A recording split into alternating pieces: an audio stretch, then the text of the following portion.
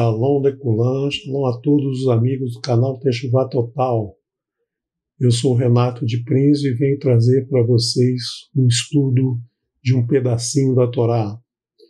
Bem-vindos a todos que estão chegando ao canal para acompanhar os estudos dos ensinamentos do Eterno, estudos que fazemos com muita alegria, com muita satisfação, com muita dedicação.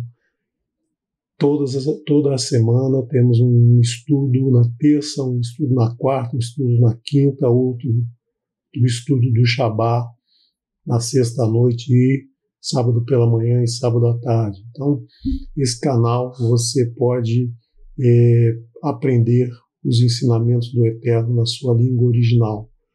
No pedacinho da Torá, nós tratamos de alguns assuntos correlatos às parashot que estão sendo estudadas, né, e alguns outros textos da Torá de uma maneira um pouco mais livre do que o que vem escrito nas Escrituras Sagradas. Então, peço a você que tenha o nosso canal à sua disposição, faça comentários, mande e-mails, enfim, tire todas as suas dúvidas, apresente sugestões, porque sempre é bem-vindo a esse tipo de participação. Antes de iniciar propriamente na Parashá, eu quero convidar vocês para um evento que nós teremos nas próximas semanas, que é o evento de Pessah.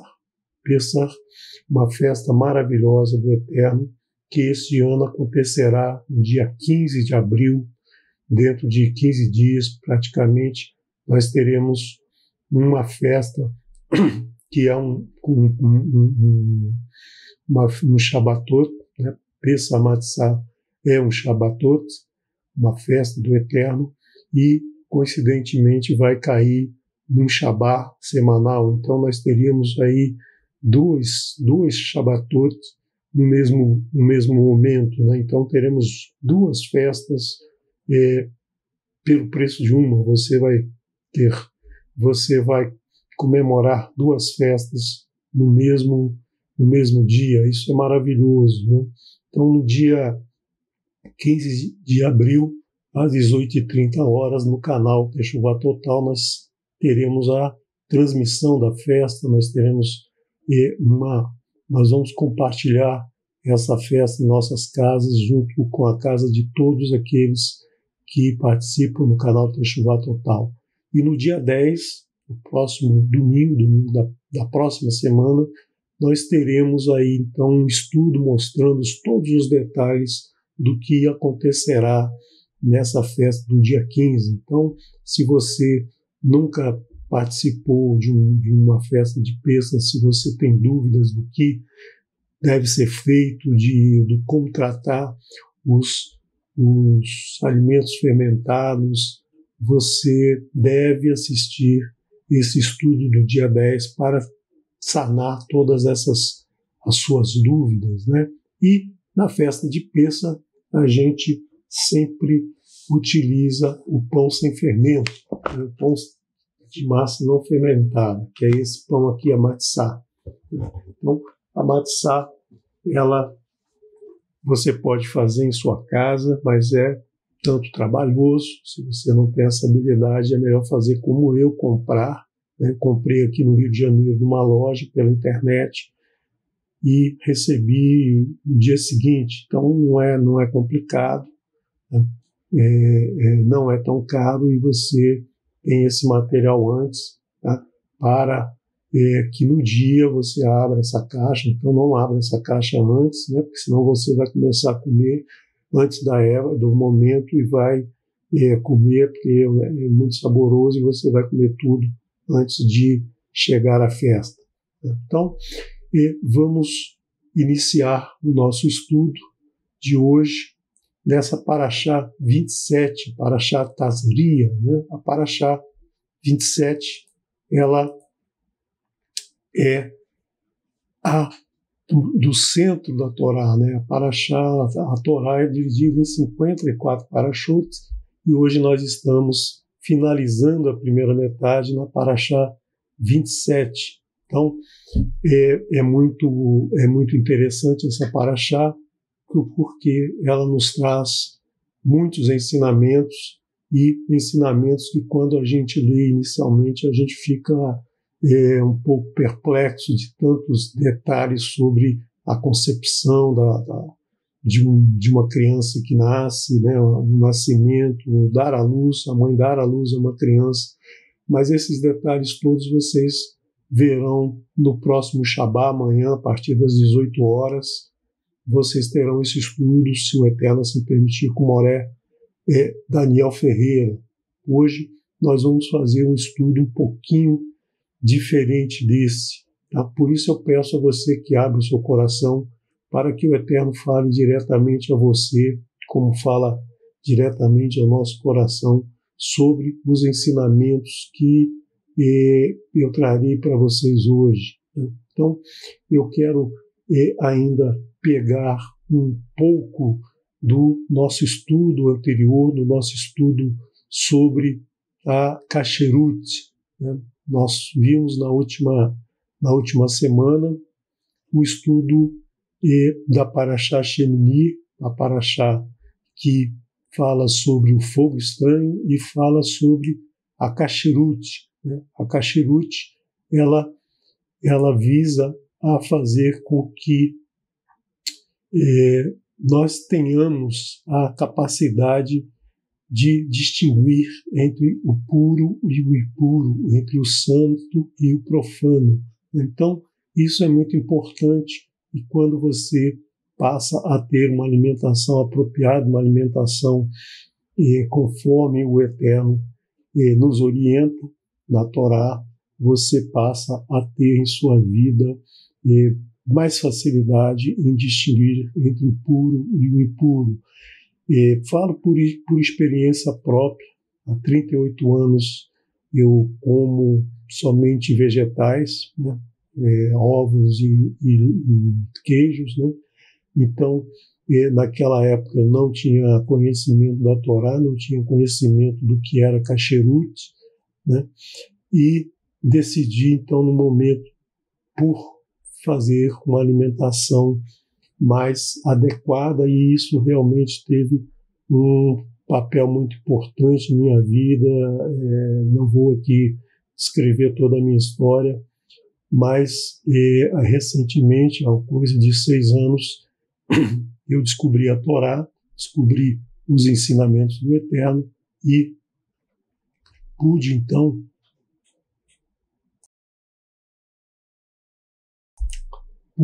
então constatar todos os benefícios que recebi naquele momento em que decidi fazer essa alimentação. Eu agradeço ao Eterno diariamente por todas as maravilhas que foram colocadas em minha vida. Se eu viver mais 1000 anos, não vai ser suficiente para agradecer o tanto que recebi, e hoje eu com certeza identifico tudo isso graças às vantagens proporcionadas por esse tipo de alimentação.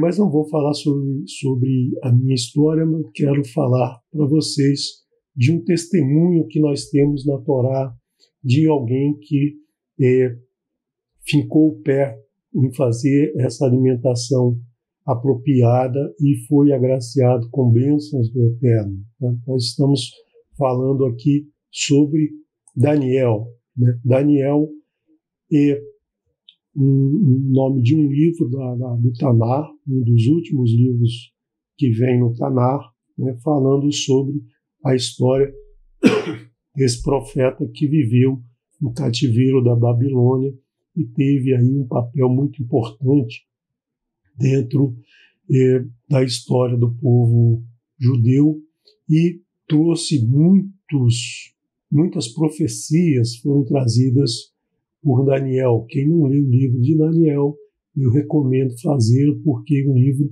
muito interessante e, possivelmente, se o Eterno assim permitir, um dia poderemos fazer no canal um estudo sobre esse livro de Daniel, Hoje eu vou aqui só pensar algumas ideias, né? Não é o nosso objetivo aqui fazer um estudo detalhado desse livro. E esse livro, ele trata da história do povo quando foi quando a terra de Yehudá, a terra da Judéia, foi conquistada pelo rei Nebuchadnezzar, o rei Nabucodonosor, o rei da Babilônia, que invadiu a terra da Judéia quando governava o rei Joaquim, né? Então ele levou milhares de judeus para a Babilônia e também destruiu o templo, né? Destruiu o templo construído pelo Shlomo HaMelech, o rei Salomão, e levou tudo lá, tudo que ele pôde, ele levou para a Babilônia, né? E esse rei, então, ele quis que muitos dos jovens que pertenciam à nobreza, à realeza de Yehudá, esses jovens cativos fossem então preparados para servir no palácio do rei. Então, dentre esse grupo de jovens, ele escolheu aqueles que eram mais perfeitos, aqueles que não tinham nenhum defeito, e fez com que o seu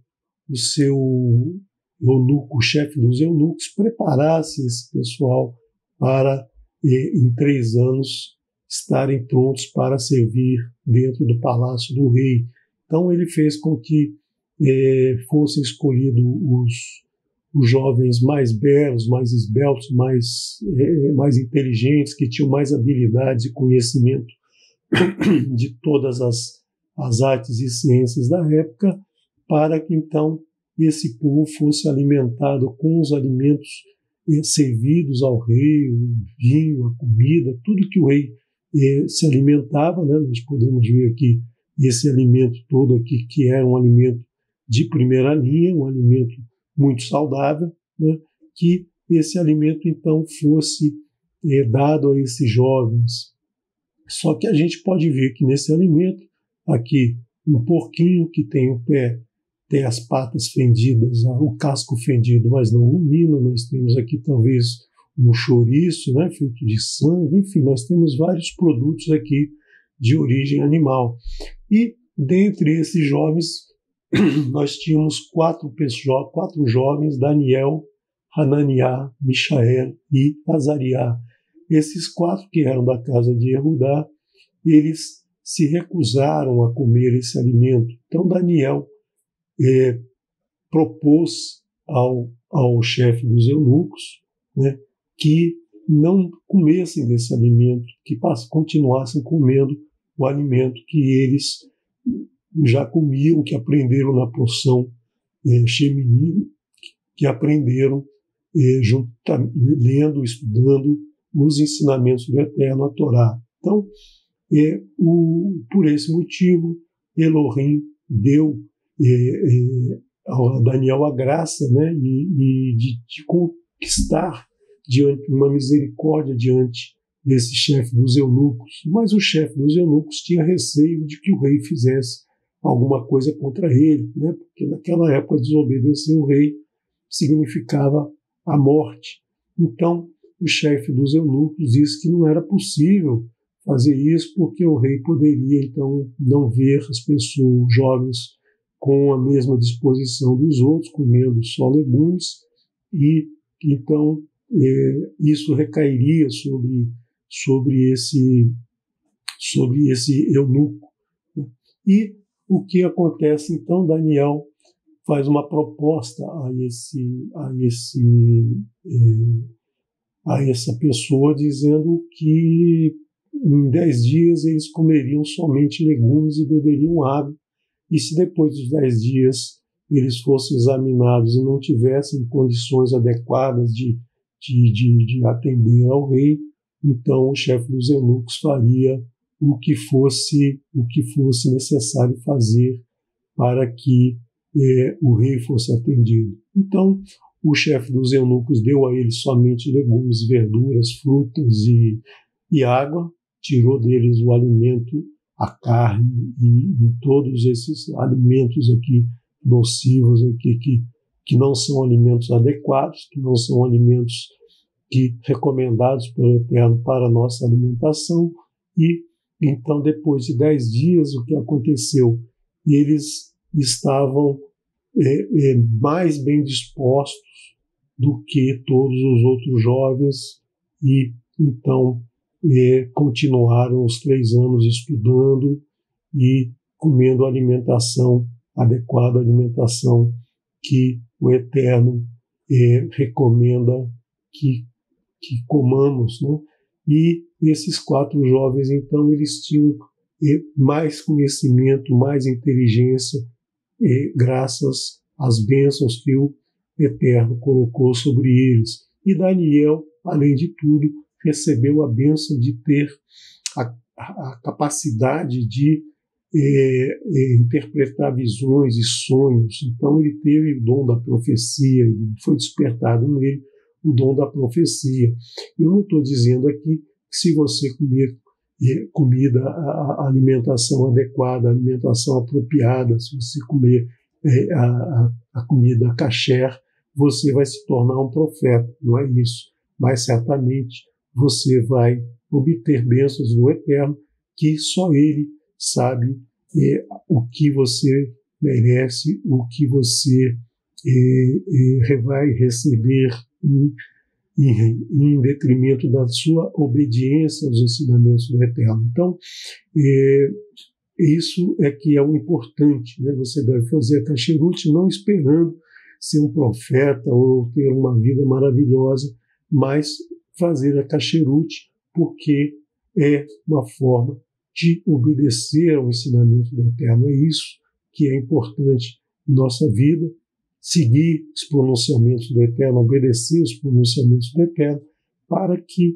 tenhamos, para que conquistamos a bênção de atender todos as mitzvot do Eterno. Então, é muito importante porque nós vemos aí que dentro da Torá nós temos muitas pessoas, muitos personagens que cumpriram os pronunciamentos do Eterno e por isso foram agraciados com esse dom da profecia. E o dom da profecia é justamente levar o povo, levantar o povo para fazer com que ele obedeça ao Eterno, ou seja, levar o povo em Teshuvá. Não é prever o que vai acontecer no futuro, mas é mostrar o caminho para o povo, né, para que o povo retorne à caminhada de volta ao Eterno, a caminhada de Teshuvá. Bom, o rei Nebuchadnezzar, o Nabucodonosor, ele teve um sonho, né, um sonho muito assustador, ele ficou muito impressionado, né, e ele então pediu que os seus servos, lá, os seus sábios, astrólogos, todas as pessoas que tinham alguma capacidade intelectual dentro do seu reinado, interpretasse esse sonho, né? Então, ele fez uma coisa muito doida, eu diria, porque ele queria que alguém interpretasse o seu sonho, mas a pessoa tinha que também saber qual era o seu sonho. Ele não contou o sonho, né? Quer dizer, além de interpretar, tinha que ler a mente lá do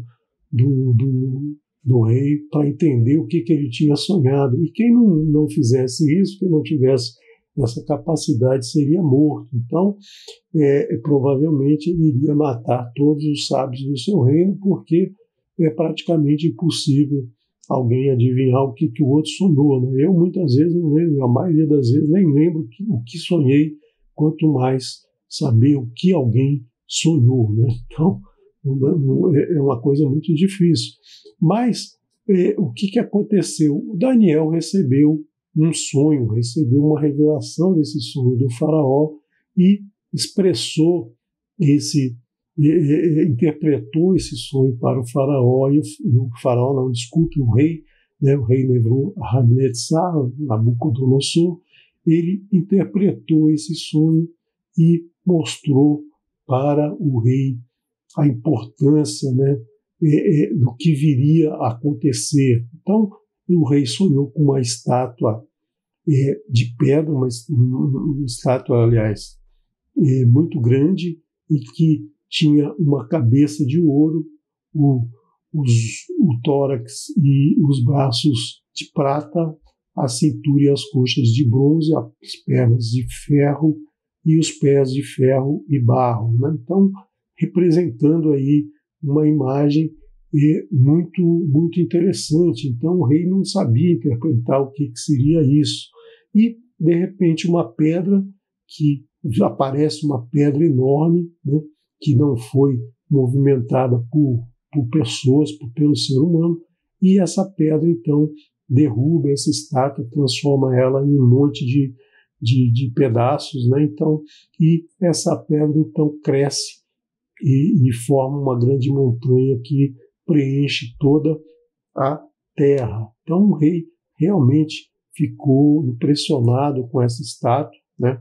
E essa estátua, então, está associada aqui aos 4 animais que aparecem nas profecias de Daniel, representando aí 4 reinos que iriam aparecer no futuro, iriam aparecer mais à frente na história da humanidade. E o rei,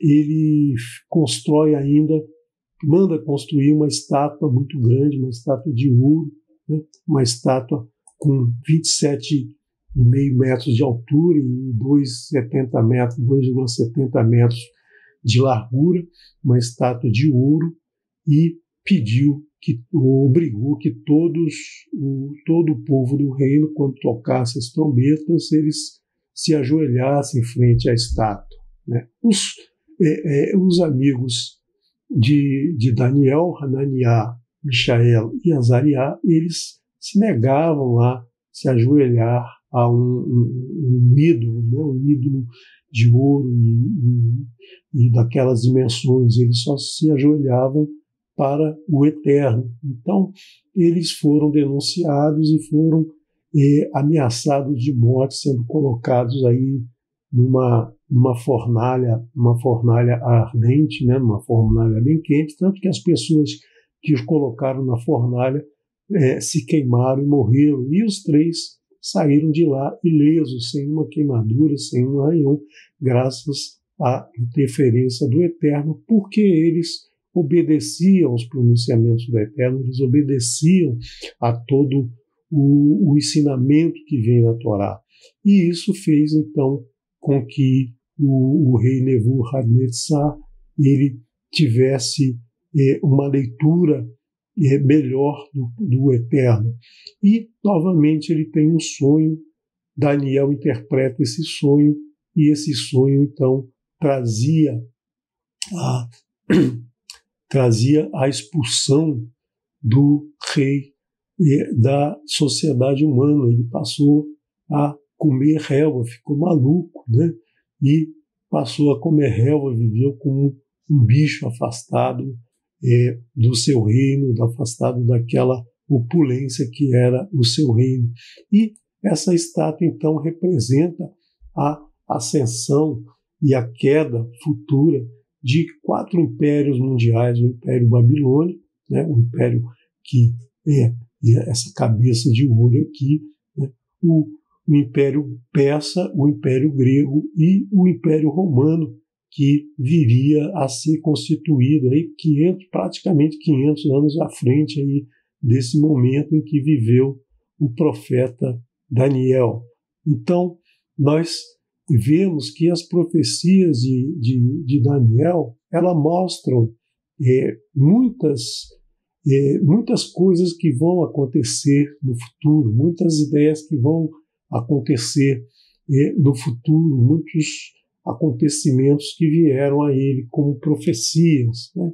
E uma delas é a derrota da Pérsia pelo a derrota da Pérsia pelos gregos, né? No futuro, os gregos vão se tornar uma grande potência, uma grande nação e vão destruir a Pérsia, que também surge aí nesses momentos tratados por essa profecia, né? Então, nós temos aí um momento em que, tratado no livro de Daniel, no capítulo 8, versos de 3 a 21, então praticamente o capítulo 8 trata dessa visão, e em que ele viu um carneiro. O carneiro representa o reino da Pérsia. Esse reino tem 2 chifres, esse carneiro tem 2 chifres, representando 2 partes do reino, e de repente um bode aparece do ocidente, um bode aparece e destrói esse carneiro, né? Mata esse carneiro. E aquele carneiro, então,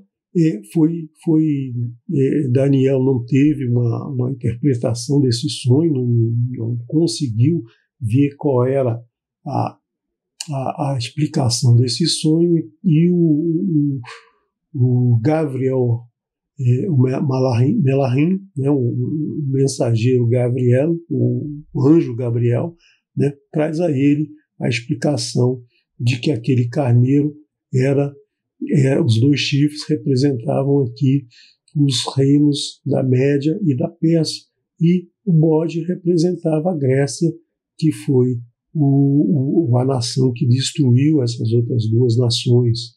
Então, nós vemos aí que essa profecia, feita com muitos e muitos anos de antecedência, já trazia o que aconteceria no mundo, na história mundial, dali para frente, né?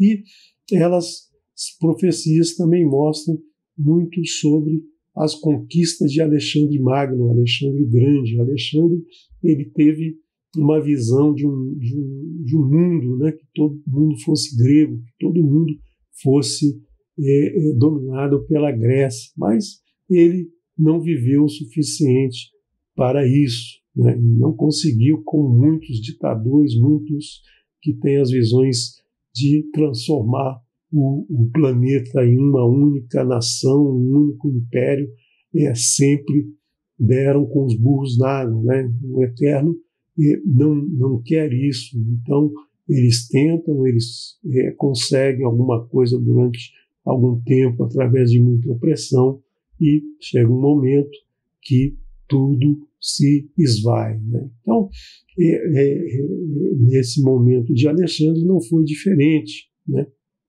Então, essa Grécia ficou muito forte, mas esse chifre dele quebrou, e surgiram então 4 nações. 4 nações surgem, 4 chifres aparecem na cabeça do bode, né, quando ele se quebra, que são exatamente os reinos que apareceram quando a Grécia foi dividida, né? Então, esse bode se engrandeceu, ficou forte, mas o seu chifre quebrou, e surgiram então 4 novos povos surgiram, né, nos 4 ventos dos céus, e esse bode, que era a Grécia, passou a dar origem a 4 nações que vieram a seguir, que foram criadas justamente porque, ao falecer o Alexandre o Grande, ele não tinha descendência, não tinha ninguém para assumir o trono, e aí o seu reino foi dividido entre 4 generais do seu reino, né? 4 generais que faziam as guerras de Alexandre, que tentavam dominar o mundo de Alexandre. É o reino Seleucida, lá no norte, né?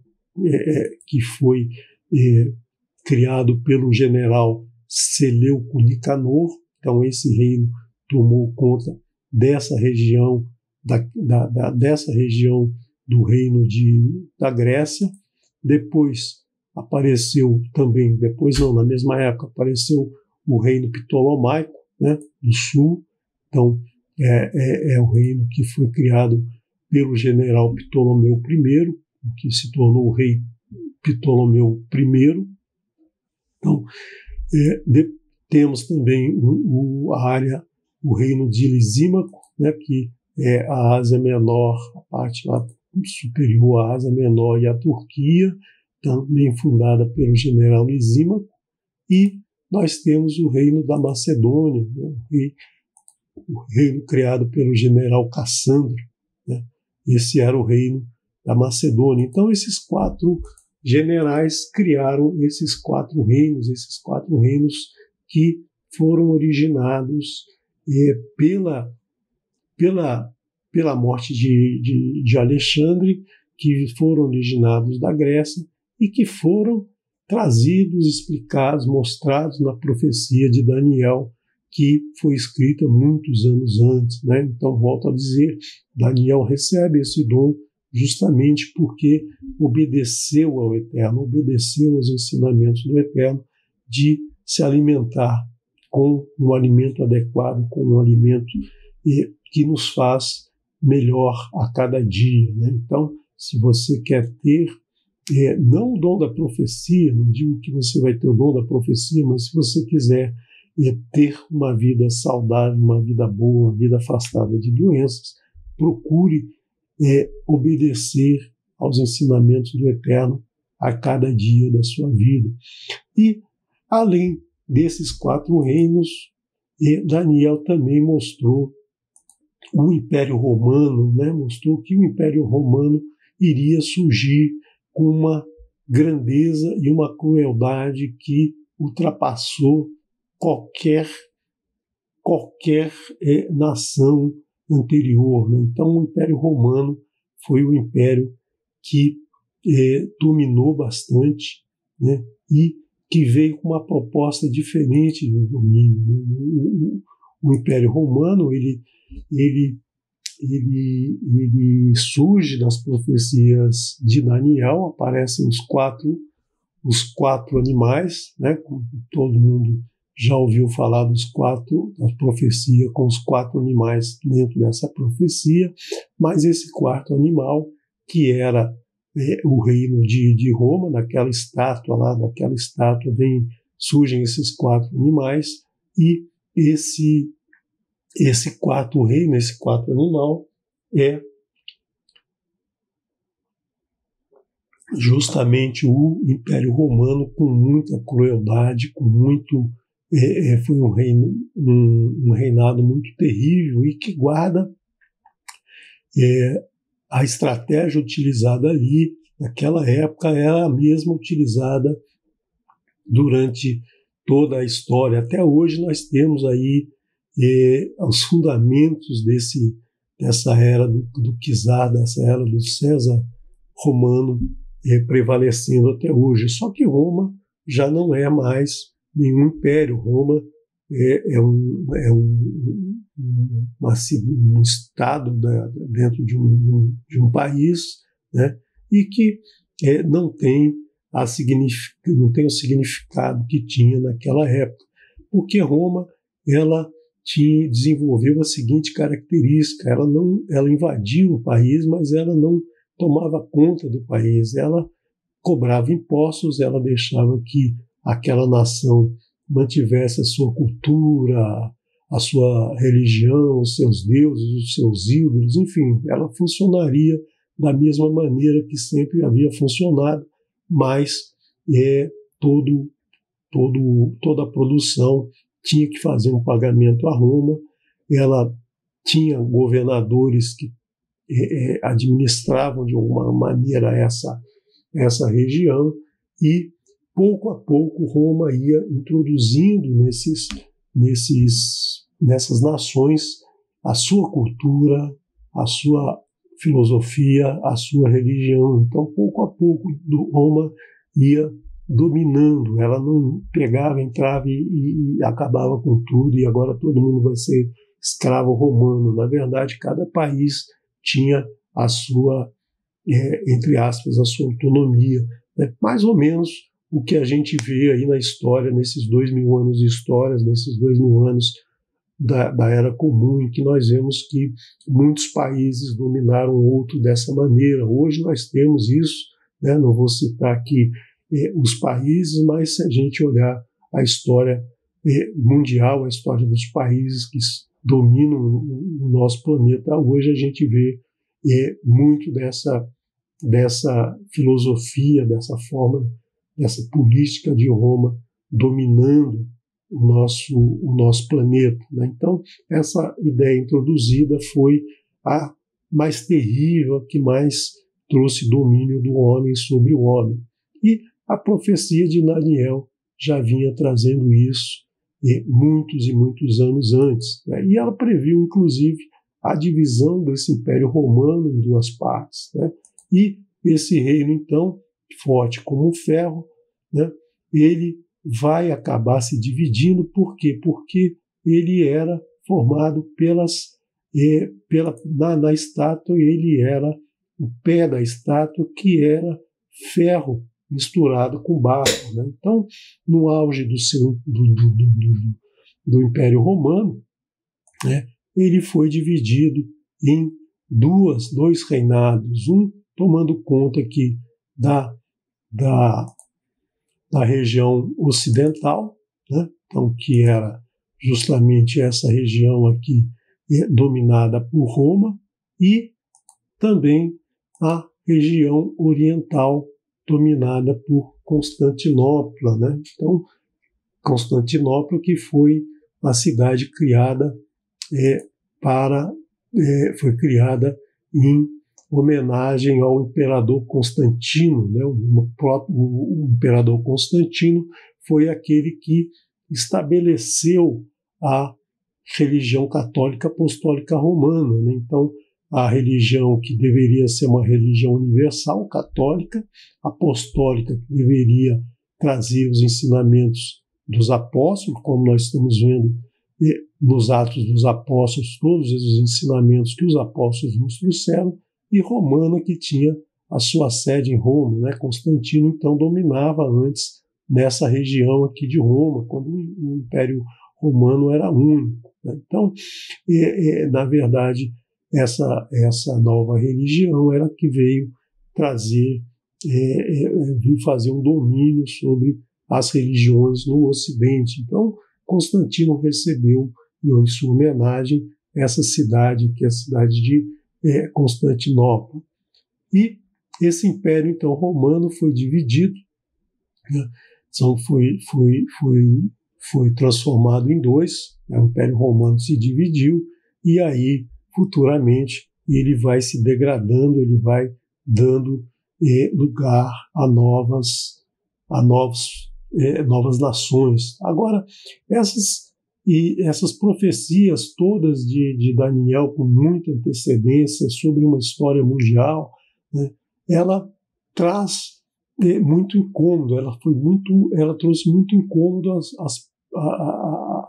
aos povos que vieram, principalmente os povos da Idade Média para cá. Então, um livro de Daniel, é um livro mais criticado, mais atacado por todos aqueles céticos, por todos aqueles que não acreditam nos ensinamentos que a Escritura nos traz, né? A Escritura Sagrada nos traz.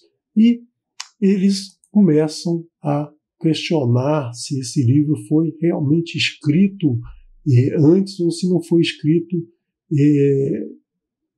em momentos posteriores e datados para aquela época, né? Então, se a gente tiver a certeza de que esse livro foi escrito na época que ele diz ter sido escrito, ou seja, na época de Daniel, esses céticos todos vão estar numa situação difícil, porque eles não acreditam na profecia, né? E essa profecia ela vai ter que ser, como ela comprova as profecias que a gente já pode identificar com esses reinos, as outras profecias que a gente não identificou também serão cumpridas. Então, é muito importante a gente avaliar agora, nesses últimos minutos, eu vou avaliar, então, por que por que acontece essa aversão, essa crítica ferrenha ao livro de Daniel, né? Então, nós vamos falar um pouquinho de Daniel na cova dos incrédulos, né? Então, é o título de um livro que foi escrito nos anos 1800 e quase anos 1900, né? Que foi uma análise das profecias e uma relação com a prisão de Daniel numa cova de leões, né? Que também nós temos detalhes aí no livro de Daniel. Eu recomendo que vocês leiam a história de Daniel na cova dos leões. É uma história muito famosa, mas os detalhes você vai encontrar aí no livro de Daniel. Então, vamos ver aqui esse ataque dos céticos, né? Então, os céticos eles querem provar que o livro de Daniel foi escrito posteriormente, né? Não foi escrito naquela época. Ele foi escrito, ele foi escrito aí, segundo dizem os críticos, na metade do segundo século antes da Era Comum, ou seja, antes de Cristo. Isso depois da divisão do Império Grego. Então, mostrando que não há nenhuma profecia, simplesmente uma história sendo contada, né? E, na verdade, nós temos que ver o que as enciclopédias trazem. Nós trouxemos aqui um pedaço de um texto que foi apresentado nos primórdios da era da informática, né? A Microsoft lançou uma enciclopédia chamada Encarta, né? Na época aí que começou a internet, lá pelos anos 90, né? E porque, para quem não sabe, a internet não existiu sempre, não. A internet é algo de 30 anos para cá, né? Ela parece que domina o mundo desde sempre, mas, na verdade, ela é uma criança recém-nascida na história da humanidade. Então, nós não devemos achar que a internet é a solução para tudo, porque tudo já existia antes da internet. A internet só veio facilitar muitas coisas, é importante, sim, eu não estou dizendo que não é, mas a internet não é tudo, né? E no início dessa internet, essa empresa lançou aí uma enciclopédia, não existia ainda Google, Wikipedia, nada disso, né? A gente tinha que recorrer antes dela a enciclopédias escritas, impressas, e depois nós tivemos por um período essa enciclopédia em carta, né? Uma forma de consulta era essa em carta, que foi descontinuada lá pelos anos 2005, 2009, mais ou menos, não lembro mais, né, das datas em que foi descontinuada essa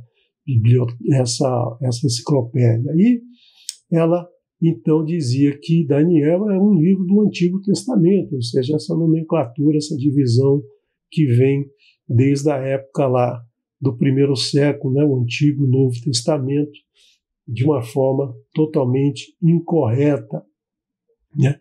É um livro que fala de Daniel, que foi um prisioneiro na Babilônia nos anos 600 a.C., e não coincide com nenhum ataque a Jerusalém. Então, essa enciclopédia estava com as suas fontes aí de informação, certamente não estavam corretas, ou pelo menos não consultaram o que vem escrito na Torá. E os especialistas consideraram que o livro era de um autor anônimo, que esse livro foi escrito no segundo século, né? Então, em meados do século II, e também citava alguns textos que foram descobertos nos manuscritos do Mar Morto, em Qumran, em 1947, ou seja, dava uma informação totalmente estapafúrdia sobre o livro de Daniel. E nós temos também que os céticos ficam sem saída, porque se o livro foi escrito no segundo século, como esse livro poderia falar do Império Romano, que foi criado na primeira metade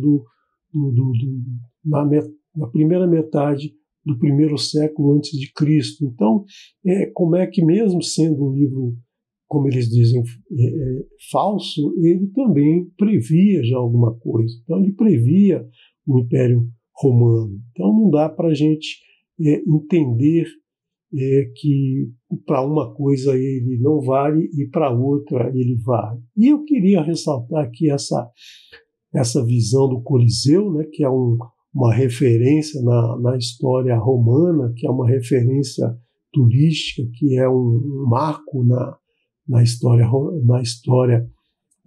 de Roma, que é justamente esse prédio imponente, né? Quem teve a oportunidade de ir à Itália pode lembrar bom, é muito complicado a gente visitar isso hoje, porque é muita gente, né?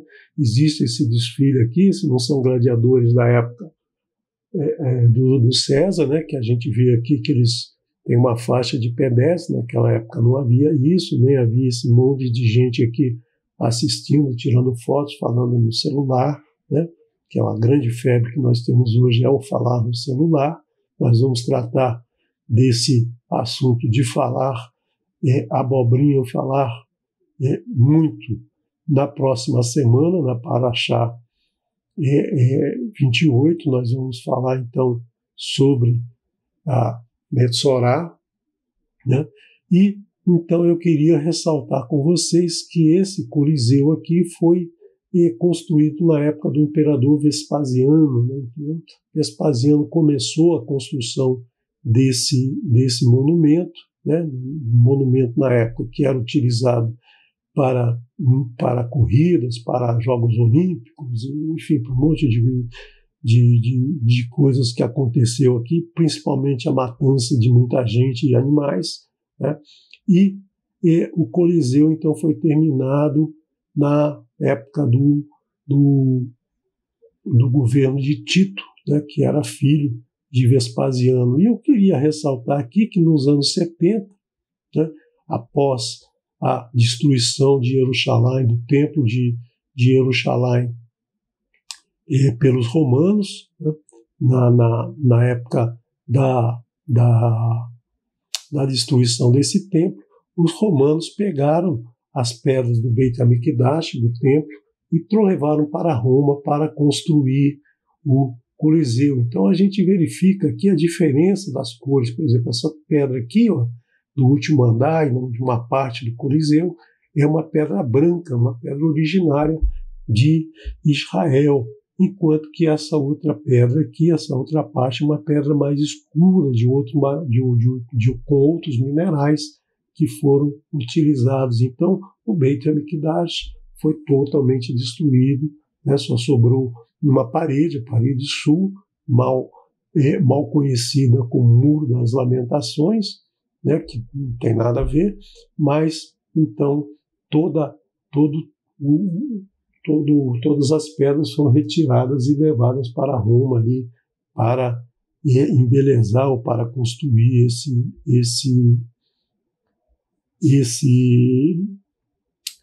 Coliseu romano, né? Então, nós temos também que no livro de Daniel, que pressupostamente aqui pelos historiadores mais recentes foi escrito no segundo século, mas ele fala também da divisão de Roma 500 anos depois, ou seja, se ele foi feito no segundo século, se ele foi escrito no segundo século, como ele poderia fazer uma previsão de algo que aconteceu no quarto século da Era Comum, ou nos anos 395 da Era Comum. Então, é muito interessante o argumento que eles usam, né, que isso deve ter sido inserido depois, né? Foi inserido depois, e por isso, então, que ele não é um livro profético, mas ele é um livro histórico, um livro que traz fatos já acontecidos. Mas existe algo muito interessante, né? Muito interessante, que vem derrubar essa argumentação do cético, que é justamente a Septuaginta, esse livro que foi escrito, né, como uma tradução pelos 70 rabinos que escreveram a Septuaginta, por isso que ela tem esse nome, e nesse livro aparece o livro de Daniel. E esse livro foi escrito no 3º século antes da Era Comum. Então, é muito interessante como é que pode um livro que foi escrito no 2º século aparecer citado, aparecer descrito num outro livro que foi escrito no século III. Então, não dá para entender isso, né? Como é que a Enciclopédia em Carta novamente fala sobre a Septuaginta, ela esquece o que ela falou sobre o livro de Daniel e fala sobre a Septuaginta, que, como estava naquela tradução, como estava escrito na enciclopédia, que a Septuaginta foi escrita por 70 tradutores, que talvez fossem 72, que foram nomeados pelo sumo sacerdote hebreu, né, e foi escrito, então, por ordens do rei do Egito, Ptolomeu II Filadelfo, né, no século III a.C. Então, é muito interessante ver que a mesma enciclopédia trata de forma ambígua esses documentos. E como é que pode esse livro ter sido escrito no 2º século e ter sido apresentado num outro livro escrito no 3º século, né? E aí eles, então, têm aqui um conflito para ser sanado. Então, essa enciclopédia ela realmente foi descontinuada, talvez deviam ter muitos e muitos outros erros apresentados aí dentro desse documento. E, se não foi escrito pelo profeta, ela foi escrita por um impostor. Então, como é que esses sábios antigos, né, esses sábios que escreveram a Septuaginta, conheciam esse livro, né? Quem conhecia mais o livro de Daniel? Os judeus desses séculos ou os críticos de hoje, né? Os críticos que vieram aí da Idade Média para cá? Será que esses críticos eles realmente sabem alguma coisa? Ou será que eles aprenderam, leram, estudaram a Torá, estudaram o Tanar na forma em que ele vem apresentado? Será que eles sabem mais do que aqueles sábios que escreveram a Septuaginta lá no 3º século antes da Era Comum, né?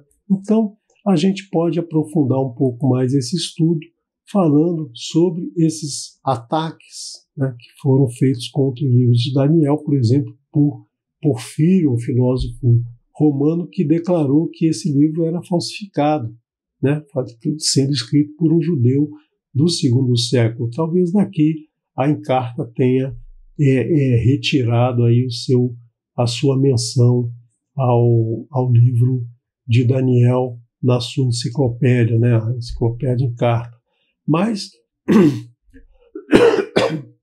não dá para entender como esse livro ainda poderia, no 2º século, estar escrevendo sobre algo que aconteceria na primeira metade do 1º século. Ou seja, ele estava, de alguma maneira, ainda sendo profético.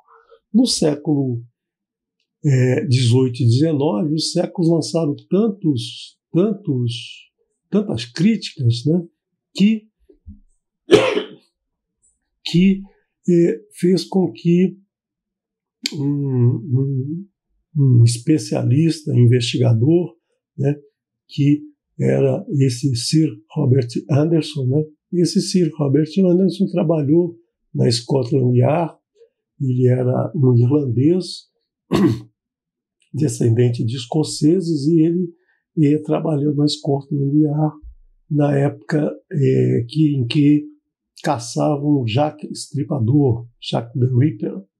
Jack Estripador era um assassino serial que matava mulheres, né? Então, esse senhor Robert Anderson, ele trabalhou na Scotland Yard tentando capturar esse meliante, né? E também na mesma época, Arthur Conan Doyle escrevia o grande detetive Sherlock Holmes, né? Então, esse Robert Anderson, ele era um grande detetive da Scotland Yard, trabalhou por muitos anos na Scotland Yard, mas ele era um cristão ferrenho, ele era um estudioso das escrituras, e ele então escreveu esse livro chamado Daniel na Cova dos Críticos, né? Daniel in the Critics' Den, Daniel na Cova dos Críticos, onde ele faz uma análise minuciosa do livro de Daniel e das críticas que esse livro recebia. Ele tem um livro famoso também chamado O Príncipe que Há de Vir, sobre a volta do Mashiach, né? E faz uma investigação minuciosa sobre as 70 semanas de Daniel, as 70 semanas dadas por uma profecia que fala de um tempo, 2 tempos e meio tempo, né? Então, somando aí, a gente tem 70 semanas, e isso talvez a gente possa deixar para um próximo estudo, quando a gente vai trazer mais detalhes sobre esse livro de Daniel. Infelizmente, o nosso tempo está acabando, né? E eu queria trazer para vocês mais alguns detalhes, né? Mais alguns detalhes sobre essa crítica feita, sobre como essas críticas são apresentadas e qual o rebate que a gente pode dar, qual resposta a gente pode dar a essas críticas, mas isso certamente vai ficar para um próximo estudo, né? Porque o nosso tempo é muito curto, eu preparei achando que dava para falar tudo, mas como eu falo muito devagar, eu não consigo abordar todos os temas, mas espero que vocês tenham acompanhado a importância do livro de Daniel, a importância da obediência que Daniel tinha ao Eterno, e então mostrar aí por que nós devemos seguir os ensinamentos do Eterno, por que nós devemos obedecer aos ensinamentos do Eterno. Eu quero então trazer a vocês o meu Todá Rabá, o nosso muito obrigado pela participação de todos aqui no canal, pela participação de todos no estudo. Vou continuar esse estudo então na próxima semana, já que não consegui terminá-lo nessa semana, e quero agradecer então a todos os comentários que são enviados, a todas as críticas, aos likes e dislikes que vocês dão, porque isso é muito importante para a gente poder saber que está caminhando um caminho que está tendo um encontro, está tendo uma atenção de vocês, né? Então isso é muito importante, que o nosso objetivo aqui é trazer para vocês informação, conhecimento, uma análise da Escritura, não só da Torá, mas de toda a Escritura Sagrada, né? Da Torá, dos profetas, dos escritos e dos escritos na Nazarena, porque todos os livros são importantes, todos os livros trazem ensinamentos esses que vêm todos dentro da Torá. Então quero deixar sempre claro para vocês que o importante é estudar a Torá. Todos os outros livros são livros complementares, são livros que visam trazer esclarecimentos, detalhamentos de todos os ensinamentos trazidos na Torá, o livro, a Torá de Moshe, ou como é conhecido, mas a Torá que vem do Eterno, né? Moshe simplesmente escreveu esse livro. Então, agradeço a todos vocês e volto a lembrar que no dia 10 nós teremos um estudo aqui no canal sobre todos os detalhes de Pêssar, sobre todos os detalhes em que a gente vai praticar no dia de Pêssar, no dia 15 de abril, às 18h30, também aqui no canal, nós vamos fazer uma festa online, uma festa em que cada um na sua casa vai participar, com a sua família, vai participar da festa do canal Techuvá Total, a festa, na verdade, que é a festa do Eterno, a festa de Pêssar, Pêssar Matzot, a festa em que o Eterno definiu que deve ser praticada no mês de Nissan. Então, esse ano, como nós vimos, é um ano embolístico, um ano que teve um mês a mais, justamente para que Pêssar caísse na primavera. Então, nós estamos na primavera do hemisfério norte, nós começamos a primavera do hemisfério norte, ou o nosso outono aqui no hemisfério sul, no último dia 20 de março. Então, a próxima lua cheia vai cair aqui no dia 15 de abril. Então, no dia 15 de abril, nós teremos a festa de Pêssar. Então, é a partir dessa festa que a gente determina todas as outras festas do Eterno, as outras 6 festas do Eterno, né?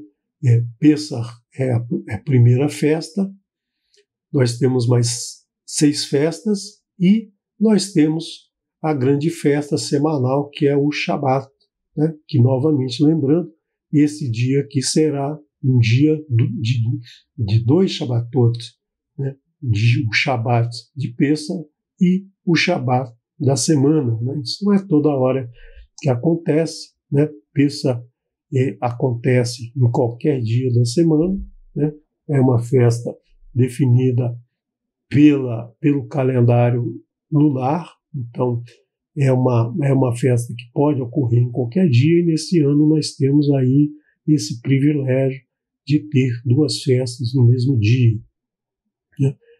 Quero lembrar vocês que toda semana nós temos aqui eventos, né? Nós temos conversas com os nossos Morim aqui no canal, né? Se você está chegando agora, então anote aí na sua agenda os dias que nós temos eventos, e também nós temos todo o material disponibilizado no canal do Telegram. Então você instala o Telegram no seu telefone, no seu computador, e aponta aqui para esse QR Code, né? Aponta o seu telefone aqui para o QR Code, você vai ser direcionado aí para o canal Techuvá Total e poder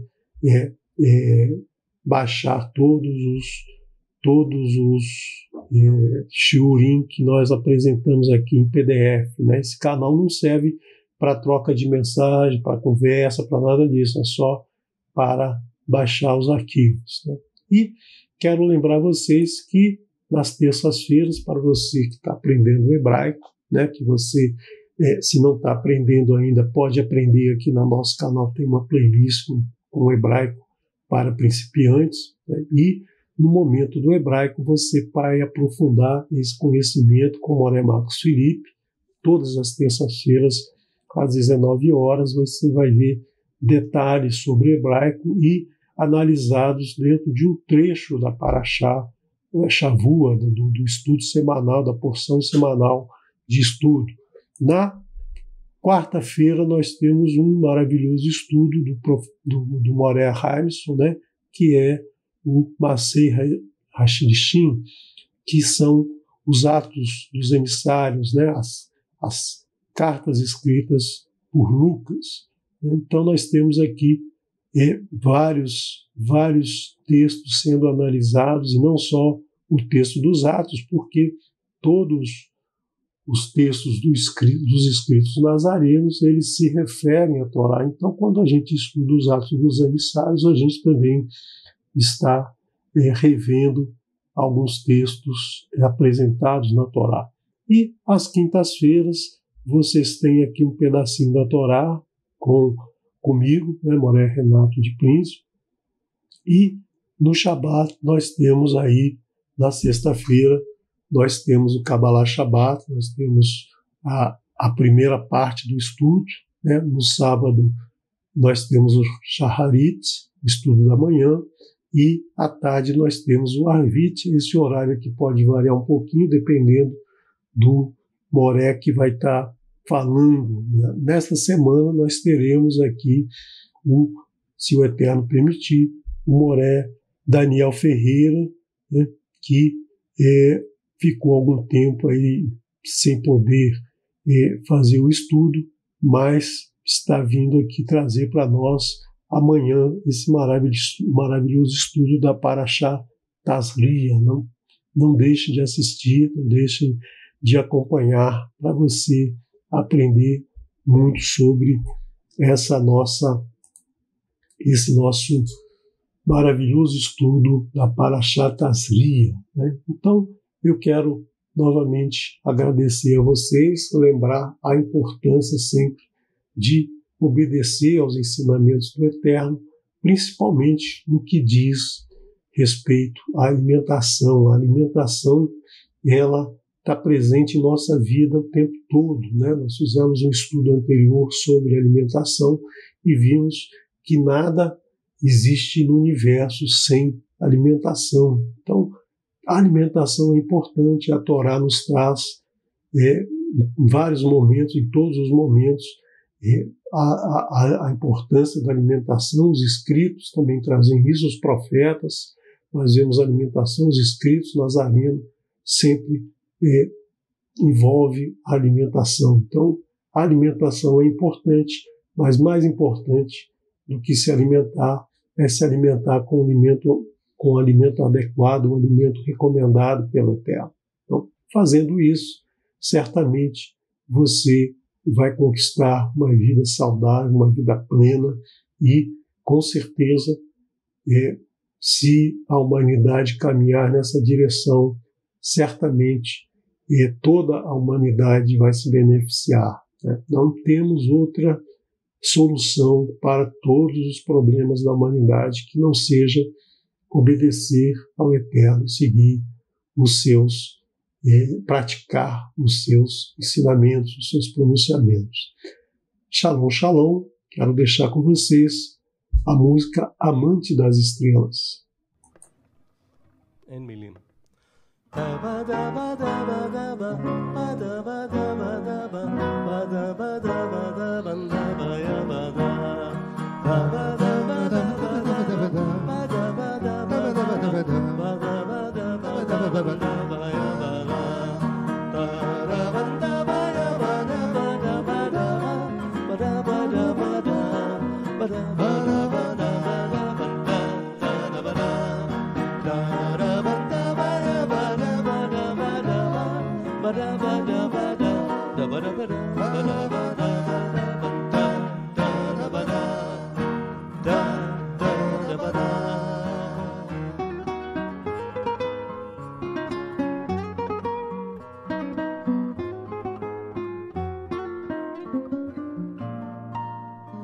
אילו כל האוהבים תלו בכוכבים בלילה זה את מבטם, אילו כל הלגיונות השליחו פגיונות למרגלות אהבתם,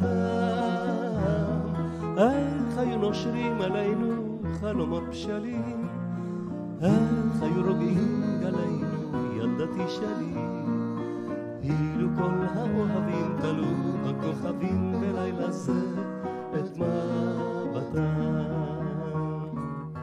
קמו לעינינו ממצולות שירינו כל האגדות כולן, קמו לעינינו ממצולות כל האגדות כולן.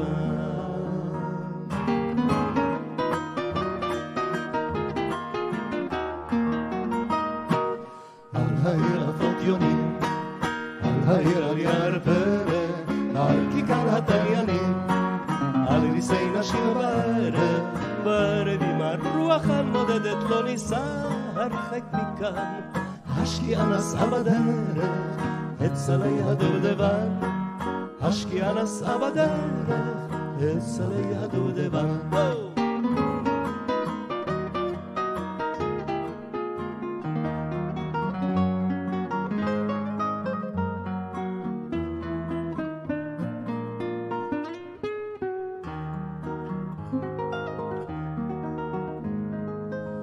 ממרחבים ניסה הגל פרוע, ים מלחך את כף רגלך, ובצמתך שוב תשחק הרוח ותזמר את שמך. הקשיבי איך מעל שכפים ישיקו הכנפיים, ונותר רק את קולך.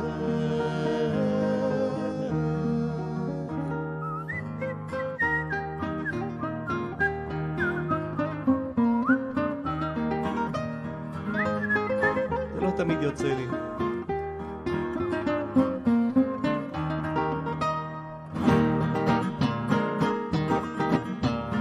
את ואני והרוח יצאנו לקר הפתוח, לנשום את נשמת הדגן, לרקוד עם ריצוד מהפלג, לבעוט עם הצאן על השלג, יצאנו לברוח מכאן, ושלושתנו בזמן חוצות יפנים, הרוח ואת ואני.